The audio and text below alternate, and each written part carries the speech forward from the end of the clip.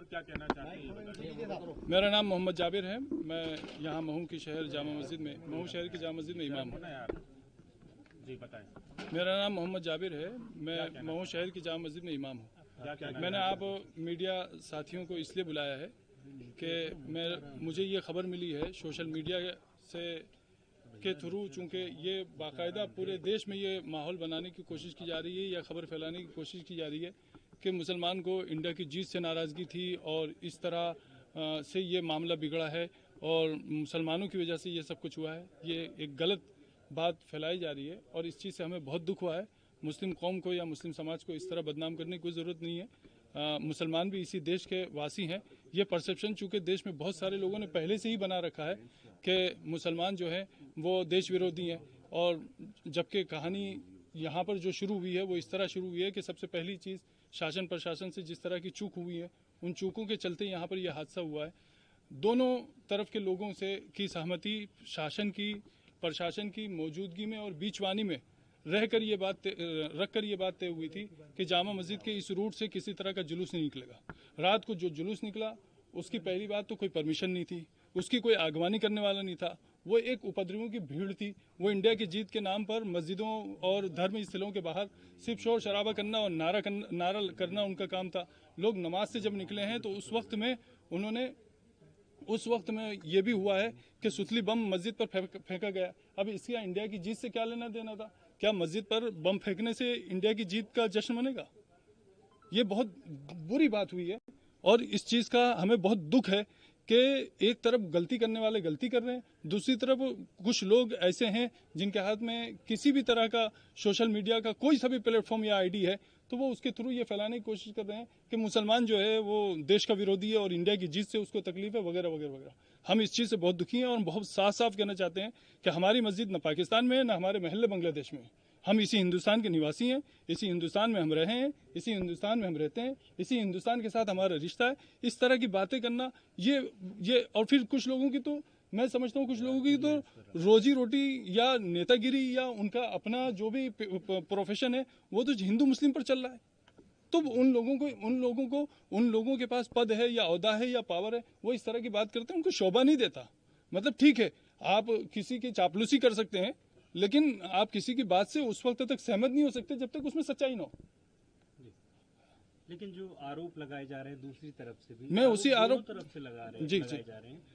दूसरा पक्ष ये कह रहा है कि कोई पटाखा नहीं फोड़ा गया, दूसरा पक्ष ये भी कह रहा है कि जुलूस निकल रहा था, हमने भारत माता तक की जय के नारे लगाए, पीछे से पत्थरबाजी हुई। पथराव मस्जिद से हुआ, ऐसा उनका कहना है। इस प्रकार की वीडियो भी आ रही है कि मस्जिद से कुछ लोग निकल रहे हैं और एक नारे समझ गया, मैं आपकी बात समझा। अब मेरी बात को जरा ध्यान से सुनिए।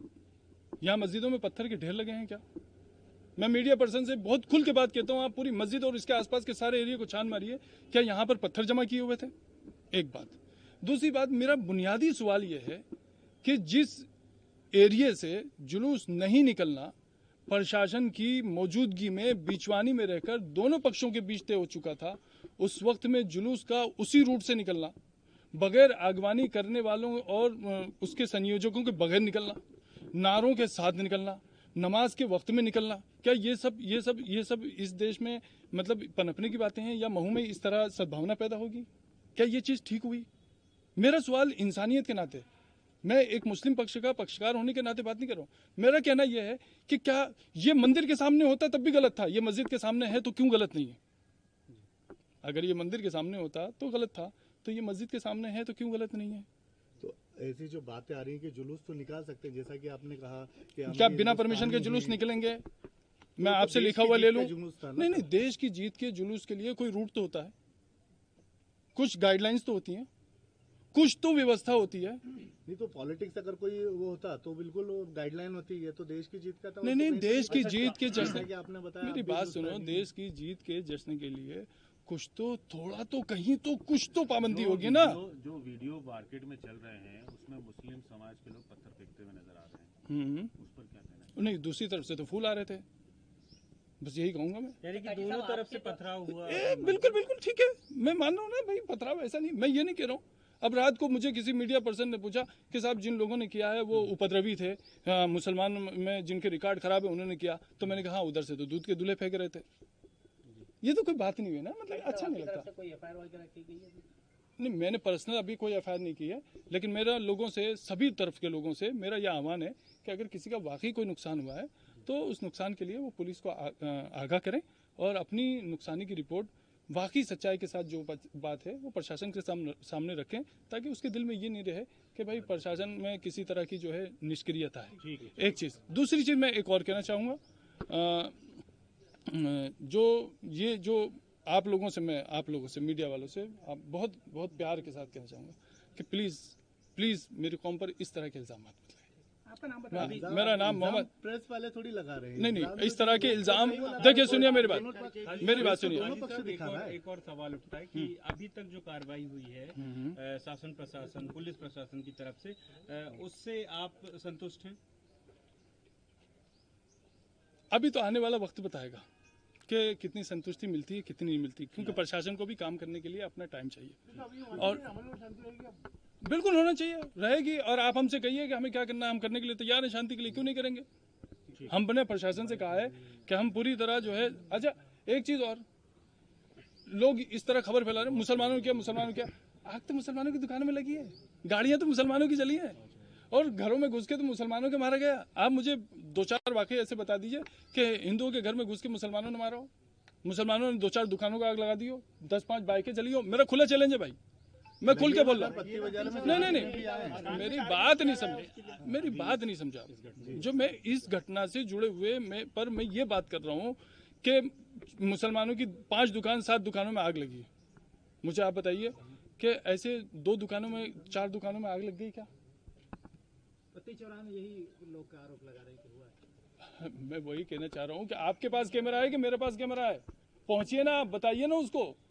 अगर मैं बता दूंगा यहाँ पर कि एक मिनट मैं अगर ये बता दूंगा कि यहाँ मुकेश भाई की दुकान में आग लगी है तो आप लोग सब पहुंच जाएंगे। वहां जाने के बाद जब पता चलेगा कि मोहम्मद भाई की दुकान में आग लगी है तो आप वापस कैमरा लेके आ जाएंगे। ये कुछ मीडिया पर्सनों की सच्चाई है। काजी साहब, हमने दोनों पक्ष दिखाए हैं, समस्या ये है कि दोनों पक्ष से एक ही तरह के आरोप लगाए जा रहे हैं मीडिया पर।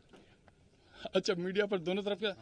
नहीं, मीडिया पर भी वो एक ऑन अ लाइटर नोट कि वो मीडिया पर नहीं, बस एक दूसरे पर दोनों ही पक्ष के एक जैसे आरोप हैं। वो कह रहे हैं कि वहां से आगजनी हुई, दूसरा पक्ष कह रहा है कि इधर से पत्थरबाजी और आगजनी हुई। ठीक है जी, सीसी कैमरा उठाइए, हम प्रशासन से निवेदन करेंगे और आग्रह करेंगे कि सीसीटीवी कैमरा उठाइए और उसमें चेक कीजिए और पता चल जाएगा कहाँ से आगजनी शुरू हुई है। कोई बात नहीं, ठीक है। आरोप प्रत्यारोप की सच्चाई तो प्रशासन कर ही लेगा। फिलहाल आप क्या अपील करना चाहेंगे? अभी भाई शांति बनाने में जिसका जो सहयोग लग सकता है उसको सहयोग देना चाहिए और शहर को पुरानी हालत पर वापस आना चाहिए और जो सद्भावना पहले बनी हुई थी उससे बेहतर सद्भावना का माहौल बनाने की कोशिश करना चाहिए। ठीक है, थैंक यू, शुक्रिया। पहले ही बता दें, आपका नाम बताइए। अमित जोशी, युवा मोर्चा पूर्व नगर अध्यक्ष महू। अमित भाई, ये बताएं कल जो घटना हुई उसमें क्या कहना चाहेंगे, क्योंकि उसमें आपका भी नाम आ रहा है। जो मुस्लिम समाज है उनका ये कहना है कि अमित जोशी आए थे जुलूस लेकर, उसके बाद फिर घटना शुरू हुई और पथराव हुआ। नहीं, आपकी बात से मैं सहमत नहीं हूँ। मैंने भी वो वीडियो देखा है जिसमें शहर काजी बोल रहे हैं कि यहाँ पे तनाव होने के बाद में अमित जोशी से मेरी चर्चा हुई थी और मैंने उन्हें बोला था कि आप अपने पक्ष को लेके जाइए थाने पे और मैं मेरे पक्ष को लेके अपन थाने पे बात करते हैं। असल घटना क्या हुई थी जो आप बता रहे हैं? असल घटना यही है कि शहर काजी जी ने मुझे बोला कि अमित आप इनको लेके चलिए और मैं मेरे पक्ष को लेके चलता हूँ। हमारे मुड़ते ही 15 कदम भी नहीं पहुँचे होंगे और पथराव स्टार्ट हो गया। किसकी तरफ? मस्जिद की तरफ से पथराव स्टार्ट हुआ है। कम से कम मेरे देखते देखते मस्जिद से कम 300-350 लोग एक साथ आकर पथराव कर रहे थे। और ये देखने की बात है कि उस जगह पे पत्थर उस समय नामो निशान नहीं था पत्थर का। कहाँ से पत्थर आए, कैसे आए, छतों से भी पत्थर गिरे। घटना जो हुई उसको लेकर क्या कहना चाहेंगे? इस तरह की जो घटना है दुर्भाग्यपूर्ण घटना है और जैसे मुसलमानों का पाक महीना होता है, इस पाक महीने के अंदर शहर काजी ने जो किया है उसको आरोप प्रत्यारोप लगाया, इसको शहर कभी नहीं भूल पाएगा और ना ही इनको माफ करेगा। कितनी जगह घटना हुई थी और ये सवाल आपका अच्छा है कि कितनी जगह घटना हुई है। जैसे विवाद की जो मुख्य जगह थी वो जामा मस्जिद थी। अब ये समझ नहीं आ रहा कि जामा मस्जिद को छोड़ के अन्य 4 से 5 जगह कैसे घटनाएं हो गई है। पत्ती बाजार मस्जिद पे घटना हुई है, तकिया मोहल्ला पे हुआ, बदक मोहल्ला होगा, मतलब जो मस्जिदें हैं जैसे स्टेशन की मस्जिद से क्यों पथराव हुआ है और यहीं से क्यों विवाद स्टार्ट हुआ, ये समझने वाली बात है। आप क्या पक्ष करना चाहेंगे? आपका हमारा तो पक्ष यही है कि जो जिन्होंने स्टार्ट किया है, भले ही हिंदू पक्ष हो या मुसलमान पक्ष हो, न्याय होना चाहिए उनके साथ में। FIR करवाई आप लोगों ने? हाँ, FIR